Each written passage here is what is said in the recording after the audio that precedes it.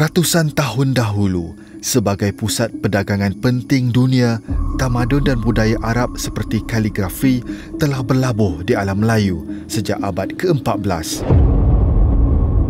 Penemuan batu bersurat Terengganu di karang penulisan Jawi Purba menjadi bukti akar umbi salah silah bahasa kebangsaan datang dari Timur Tengah. Seni kaligrafi Arab telah berkurun bertapak di Malaysia hingga hari ini yang mempunyai komuniti dan juga peminat yang masih lagi besar.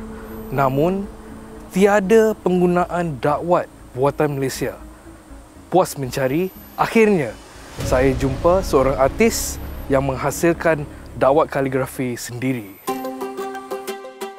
Di Kampung Gombak, Rawang, Selangor, Muhammad Syafi'i Abdullah bersetuju untuk berkongsi kemahiran jarang dilihat dalam industri kaligrafi negara. Ketika saya belajar khat, ustaz saya cakap, dah buat pandai buat khat, kena tahu buat dakwat. Dia kata, bukan dakwat banyak jual. Itu dia kata jual lain. Jual. Ini kamu tahu ilmu dia tu yang penting. Jadi saya, ustaz ajarlah saya. Jadi saya ambil resepi lah kan, dipanggil resepi, campuran-campuran tu.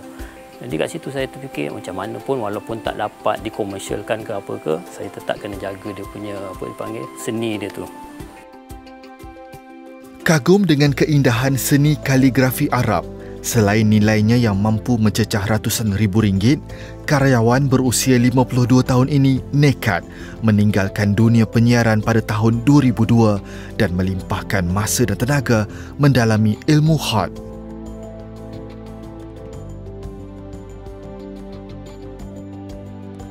Kalau kita nak menulis tak ada dakwat, mana tulisan? Tak adalah tulisan. Hamba dengan Tuhan, perantaraan dia ada Rasul Allah turunkan. Dakwat ni adalah perantara kalam dan juga kertas. Proses penghasilan dakwat ni dia tak adalah rumit sangat.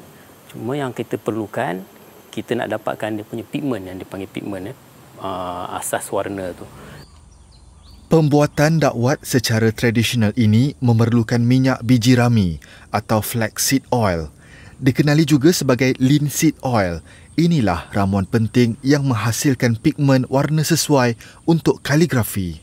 Linseed oil ni dia hasil jelaga dia yang paling elok banding dengan minyak-minyak lain. Tin digunakan untuk mengumpul jelaga. Sementara menunggu, Syafi'i berkongsi kisah yang membuatkannya jatuh cinta pada seni ini.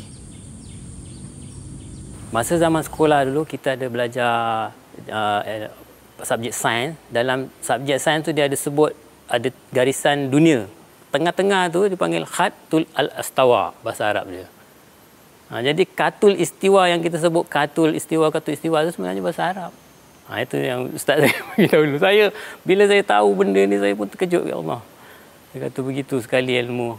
Jadi, kalau kita ambil semula maksud khat itu, garisan yang lurus dan tebal nipis. Adat kerja seni halus, proses pembuatan dakwat ini menuntut ketelitian dan kesabaran.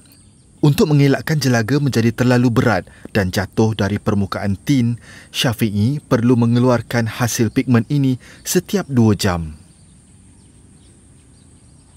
Jelaga yang terkumpul kemudiannya dititis air bergantung pada kelikatan warna dakwat yang diingini. Bapa kepada 3 anak ini berjenaka. Sebagai penggiat seni dan bukannya ahli kimia, dia menghabiskan beberapa bulan bereksperimen di bengkelnya di Putrajaya sebelum menemui formula sukatan terbaik untuk campuran ini. Dah banyak ataupun kita dah kumpul kan. Jadi kita campurkan air dan juga Arabic gum. Kita apa dia panggil, kita kacau dia sampai dia betul-betul sebati dan juga halus dia punya tekstur dia. Dunia yang berbeza, namun kegairahan dan iltizam yang serupa. Di Batu Caves, Gombak, di mana terletaknya gua yang menempatkan kuil Sri Subramaniar Swami di celahan Bukit Batu Kapur ini. Namun, di sebalik gua kuil yang terkenal itu, ada sebuah lagi gua yang sudah pun diterokai penduduk setempat sejak 4 dekad lalu. Gua ini dibuka oleh Ismail Jaafar yang pada awalnya cuma mahu membantu meredakan masalah bah yang selalu terkena Kampung Seri Gombak Indah.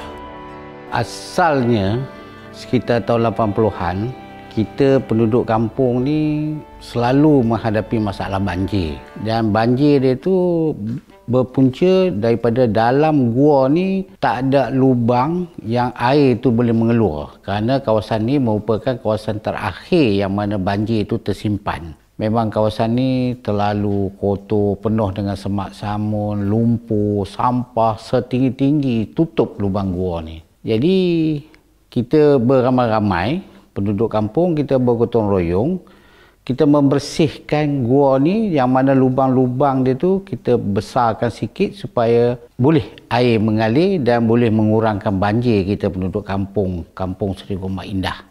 Bila kita dah masuk, jadi saya rasa tertarik yang mana gua ni kalau diusahakan, dibangunkan, boleh menjadi satu tempat tarikan terutamanya pelancong dan tempat riadah bagi penduduk kampung sekitar sini. Tambahan pula benda ni disokong dengan minat kita.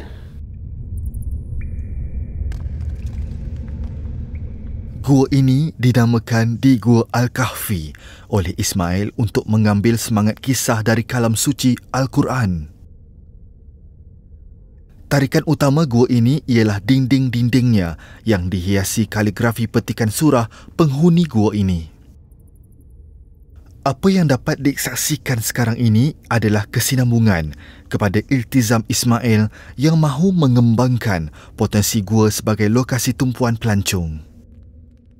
Kemudian saya memang berhajat nak jadikan gua ni sebagai satu alternatif pilihan kepada masyarakat setempat atau masyarakat luar, terutama sekali orang-orang Melayu Islam, untuk merasakan satu suasana gua yang berdekatan dengan tempat tinggal dia orang atau sekitar Gombak dan Selangor. Kita cuba bawa dia orang ke satu era sejarah Islam kita, yang mana gua tu sebenarnya lebih mirip, lebih sinonim dengan orang Islam, tapi telah dilupakan.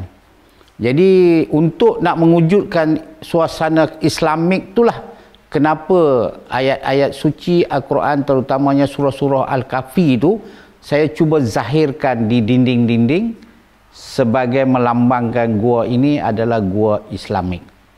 A'udzu billahi minasyaitonir rajim. Bismillahirrahmanirrahim. Am hasibta anna ashabal kahfi war-raqim kanu min ayatina ajaba. إذ أوى الفتية إلى الكهف فقالوا ربنا آتنا من لدنك